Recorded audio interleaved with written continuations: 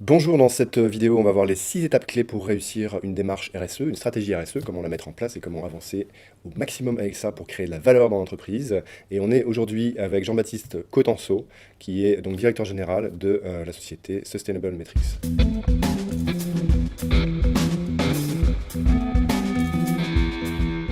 Juste avant ça, je vous invite à vous inscrire à la newsletter pour avoir toutes les nouvelles associées au projet et bien sûr suivre aussi les prochaines interviews. Inscrivez-vous aussi à la chaîne pour ne rien rater et pour les voir avant les autres.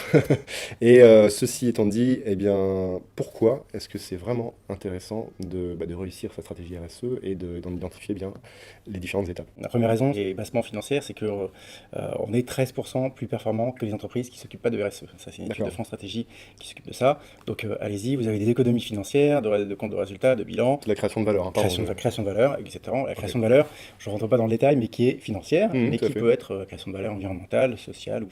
La création de valeur, elle peut être multidimensionnelle. D'accord. La deuxième raison, c'est une question de réputation ou d'image. Ouais. On doit s'en occuper si on veut attirer des jeunes talents. Il y a une demande là-dessus. Il y a une demande des jeunes talents qui sont alors des jeunes ingénieurs qui cherchent du boulot, Ouais. des consommateurs, des clients, des fournisseurs. Les grandes entreprises, sur le sujet réputation-image, sont plus touchées par les ONG ou les agences de notation extra-financières qui vont les enquiquiner pour qu'elles agissent D'accord. un peu plus loin. Donc, première raison, performance. Deuxième, création de valeur. Deuxième, image. Et la troisième, c'est que ça vous fait faire des bons choix. Parce que s'occuper en tout cas de responsabilité sociétale comme un projet d'entreprise, ou en tout cas l'intégrer dans votre projet d'entreprise, la question c'est faire les bons choix, allouer des bons budgets, demander aux directions de s'occuper de certaines thématiques et de s'investir.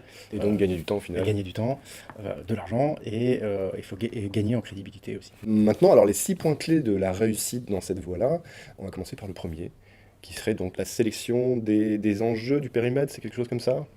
Oui, comme la responsabilité sociétale d'entreprise est très vaste et très transversale, ça touche beaucoup de sujets. On a des sujets environnementaux, de ressources humaines, des sujets d'éthique, de gouvernance. Il y a évidemment plusieurs manières d'y aller, mais une des bonnes manières, c'est de lister tous ces enjeux pour essayer de les comprendre et de les classer. Donc on a un premier sujet, de lister ces enjeux, qui sont bien connus, on peut arriver vite à une cinquantaine, de les lister. Le deuxième pas, ça va être d'identifier les parties prenantes, avec qui on va travailler en fait dans l'écosystème de l'entreprise, on peut dire. Quels sont tous les partenaires, ou en tout cas les entités, qui sont dans votre sphère d'influence? Pareil, se faire une liste de parties prenantes, qui peut aller de votre chaîne amont, des fournisseurs, des sous-traitants, votre chaîne aval, vos clients, vos consommateurs, si vous avez des consommateurs, vos prospects, oui. Le territoire, vous travaillez avec Pôle emploi, avec des agences d'intérim, et les collaborateurs évidemment.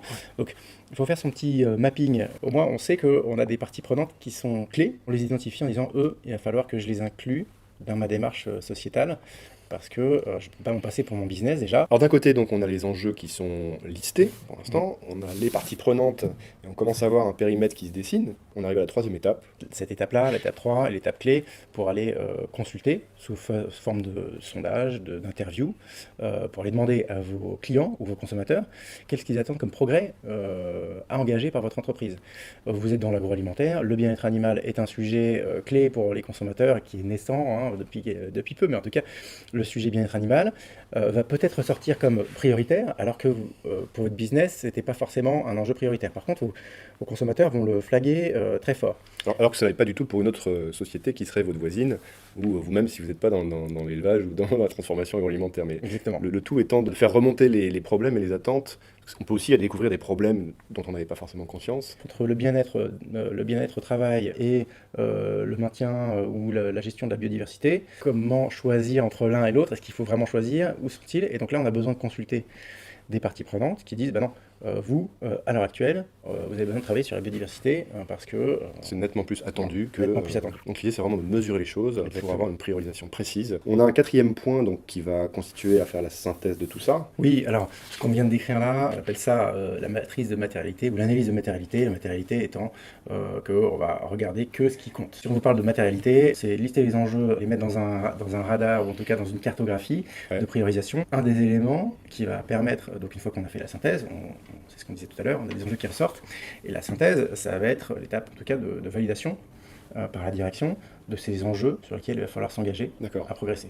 Et qui dit validation dit mise en route. La mise en route, en fait, il faut des personnes qui vont suivre le projet, qui vont, D'accord. en tout cas, pas suivre, mais qui vont s'engager à transformer leur façon de faire, leur fonctionnement, ou même à réaliser quelques actions qu'on aura identifiées. Donc là-dessus, c'est nommer un Donc, responsable. Voilà, donc il faut soit nommer un responsable RSE, Ouais. puisqu'on a vraiment envie de marquer le coup, Ouais. soit on le gère de façon plus collective, et on a des points de rendez-vous, des comités RSE, mais on va retrouver le directeur des ressources humaines, le directeur financier, le directeur des moyens généraux, la direction générale, la direction commerciale et communication, enfin toutes les directions clés. Donc une fois qu'on a fait cette 5e étape de validation de direction et de mise en route du projet, finalement on a tout ce qu'il faut pour commencer vraiment à transformer les choses petit à petit, pas à pas. Vous suivez des indicateurs de performance, et on en a besoin pour deux raisons. C'est qu'on a besoin pour piloter, pour savoir où on en est. Ouais. On a besoin pour savoir si on a réussi à obtenir nos objectifs. Donc vous avez votre indicateur, et après vous avez des actions avec un calendrier. Et puis il peut y avoir des récompenses du coup sur le trajet quand on réussit finalement ces étapes. Oui, alors il y a même des entreprises, alors c'est pour les entreprises qui fixent des primes, en tout cas qui allouent des primes si les D'accord. objectifs de responsabilité sociétale sont atteints. Alors les 6 étapes clés donc, pour vraiment réussir votre démarche RSE et l'inscrire dans le temps, ce serait donc en premier lieu, on avait parlé de la sélection des enjeux. Sélection des enjeux prioritaires, tout à fait, qu'ils soient sociaux, environnementaux, sociétaux, de gouvernance. Voilà. Ensuite, on était arrivé à l'identification des parties prenantes que l'on veut intégrer finalement dans ce projet. C'est ça. La consultation de ces parties prenantes pour là identifier cette fois les problèmes ou les gains éventuellement à faire dans cette démarche. La synthèse pour prioriser tout ça avant de présenter en comité de direction pour valider et ensuite passer à l'étape projet finalement. C'est ça.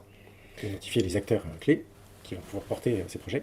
Les sponsors internes, etc. Finalement, inscrire tout ça dans une 6e étape, dans un véritable suivi, avec finalement une idée d'amélioration continue, parce que ça ne se fait pas instantanément non plus.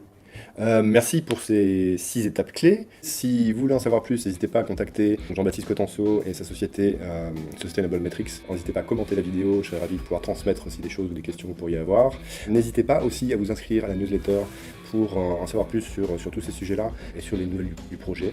Et à la chaîne YouTube pour recevoir les prochaines interviews.